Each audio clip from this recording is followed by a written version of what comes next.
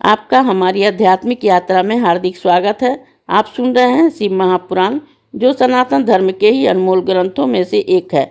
इस श्रृंखला में हम आपके लिए ही इस दिव्य ग्रंथ के प्रत्येक अध्याय का शाश्वत पाठ प्रस्तुत करेंगे। आइए इस ज्ञान और धर्म की ही यात्रा को आरंभ करें। भगवान महादेव की महिमा और उपदेश से ही सजी इस पावन कथा के साथ ही ओम नमः शिवाय। 12वां अध्याय, शिव हिमाचल वार्ता। ब्रह्मा जी बोले कि कुछ समय व्यतीत होने पर हिमाचल बहुत से ही सुंदर फल और पुष्प लेकर अपनी पुत्री के साथ शिव जी के पास गया और ध्यानावस्थित शिव जी को अपनी कन्या अर्पण कर दी।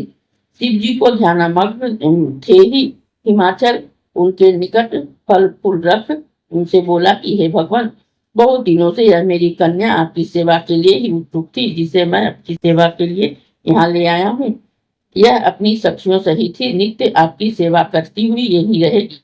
यदि आपको मुझ पर कृपा है तो आप इसे ही ग्रहण कीजिए। महादेव जी ने नेत्र खोलकर उस कन्या को देखा और फिर नेत्र बंद कर दिए।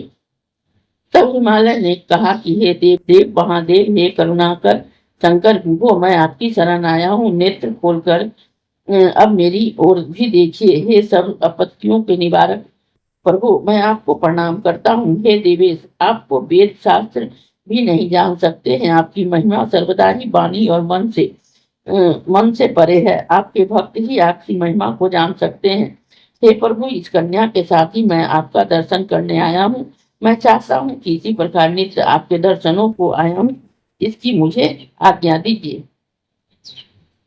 आया करूँ इसकी मुझे आज्ञा दीजिए। हिमाचल ने ये वचन सुनकर ही देव महेश्वर ने नेत्र खोल दिए और ध्यान छोड़कर ही हिमालय से बोले कि हे हिमाचल, तुम नित्य मेरे दर्शन को आ सकते हो, परंतु इस कन्या को साथ न लाना, अन्यथा मेरा दर्शन न कर पाओगे। तब पार्वती के पिता सिर झुकाकर शिव जी से बोले कि हे भगवान, इसका क्या कारण है?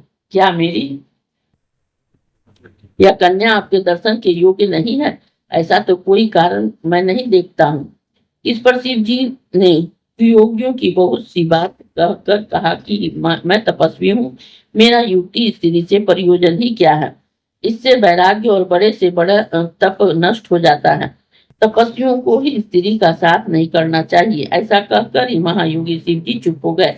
हिमालय को बड़ा आश्चर्य हुआ कि तब शिव जी को प्रणाम कर भवानी स्वयं शिव जी से यह दिव्य वचन बोली। इस अध्याय के श्रवण हेतु आपका हृदय से धन्यवाद। हम आशा करते हैं कि शिव महापुराण की यह दिव्य कथा आपको आध्यात्मिक शांति और गहन ज्ञान प्रदान कर रही होगी। कृपया अगले अध्याय के लिए हमारे साथ जुड़े रहें और अपने सुझाव एवं भावनाएं कमेंट के माध्यम से अवश्य साझा करें। धर्म, भक्ति और ज्ञान की इस पावन यात्रा में आपका साथ हमारे लिए अत्यंत मूल्यवान है। ओम नमः शिवाय। यदि यह प्रस्तुति आपको पसंद आई हो, लाइक करें, कमेंट करें, सब्सक्राइब जरूर करें, बेल आइकॉन दबाना ना भूलें ताकि अगला अध्याय आपसे छूटे नहीं।